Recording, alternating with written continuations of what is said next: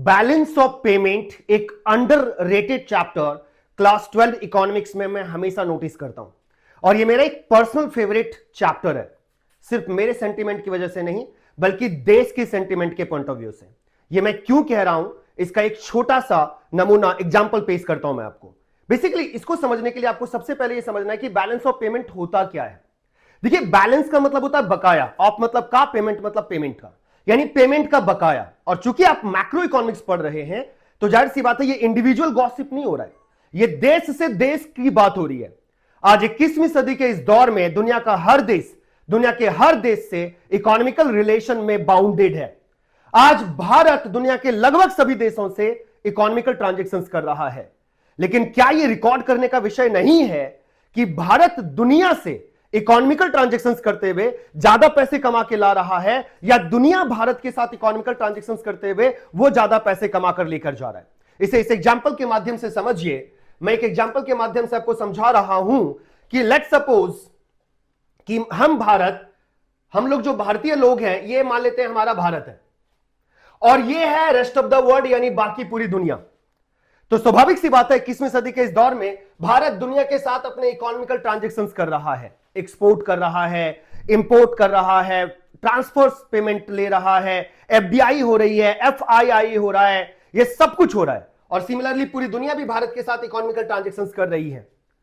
तो जाहिर सी बात है इन सभी इकोनॉमिकल ट्रांजैक्शंस का एक सिस्टमैटिकली रिकॉर्ड होना चाहिए ताकि इस बात का अंदाजा लगाया जा सके कि हम पूरी दुनिया से ज्यादा कमा के ला पा रहे हैं या पूरी दुनिया हमसे ज्यादा कमा के लेके जा रही है। एक देश का पूरी दुनिया के साथ होने वाले उन सारे इकोनॉमिकल ट्रांजैक्शंस के सिस्टमैटिकली रिकॉर्ड को जिस अकाउंट में लिखा जाता है उसे बैलेंस ऑफ पेमेंट अकाउंट कहा जाता है।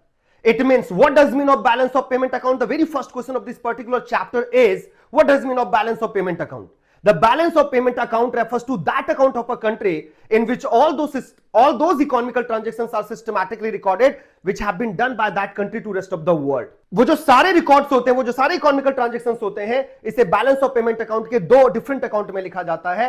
एक का नाम है करंट अकाउंट ऑफ बीओपी और दूसरे का नाम है कैपिटल अकाउंट ऑफ बीओपी। एक आश्चर्य की बात बताता हूं कि हिंदुस्तान अपने 80 यानी 80th अप्रॉक्सीमेटली बजट सेगमेंट में है। हमने सबसे पहला अपना बजट पास किया था 26 नवंबर 1947 को और सबसे आखिरी बजट पास किया था हमने 1 फरवरी 2025 को। उस समय के बजट से लेकर आज तक के बजट में जब हमने दुनिया के साथ होने वाले सारे, वैसे तो आप सभी लोगों को पता है कि 1991 तक हम ज्यादा दुनिया के साथ इकोनॉमिकली कनेक्टेड नहीं थे, लेकिन 1991 के बाद हम दुनिया से ज्यादा इकोनॉमिकली कनेक्ट हुए। तो 1991 के पहले वाली इकोनॉमिकल पॉलिसी आईपीआर एक्ट 1956 के टाइम पे या 1991 के बाद की इकोनॉमिकल पॉलिसी एलपीजी के पैटर्न पे भी हमेशा भारत का बैलेंस ऑफ पेमेंट अकाउंट हमेशा डेफिसिट में रहा है in terms of trade balance. यानी दुनिया हमसे ज्यादा कमा कर लेकर गई है और दुनिया से हम कम कमा कर ला पाए हैं। इसके बावजूद भी कि हम दुनिया में जाते हैं कमाने के लिए, दुनिया के लोग हमारे देश में कम कमाने के लिए आते हैं। पर इसका सही रीजन क्या हो सकता है कि दुनिया भर के लोग भारत में कमाने नहीं आते और हम दुनिया भर में कमाने जाते हैं, बावजूद इसके हमारा बैलेंस ऑफ पेमेंट में यह दिखाया जा रहा है कि दुनिया हमसे ज्यादा कमा कर लेकर जा रही है। इसकी मूल वजह क्या हो सकती है, आप क्या समझते हैं, यह तो मैं अगले वीडियो में आंसर दूंगा, आप कमेंट बॉक्स में बताइए।